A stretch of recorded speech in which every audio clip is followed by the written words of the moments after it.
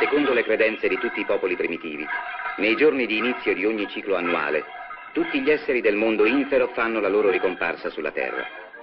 Proprio ai riti legati alla rappresentazione di questo avvenimento bisogna ricollegare, secondo gli etnologi, anche questa strana e particolare uscita dei Mamutones.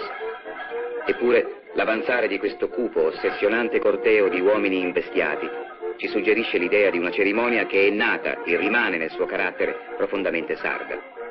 Per quella tristezza che la avvolge, per il modo in cui lo spettatore si sente fratello ai Mamutones, curvo sotto il peso della loro stessa catena, vinto insieme con loro dalla baldanzosa presenza degli Issoccatores.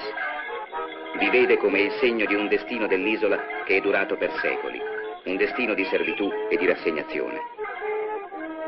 Se vuoi un carnevale che non ce n'è un altro su tutta la terra, ha detto lo scrittore Salvatore Cambosu, vattene a Mamoiada. Vedrai l'Armento con maschere di legno, l'Armento muto e prigioniero, i vecchi vinti, i giovani vincitori. Un carnevale triste, un carnevale delle ceneri. Storia nostra di ogni giorno, storia condita di un po' di fiele e di aceto, miele amaro.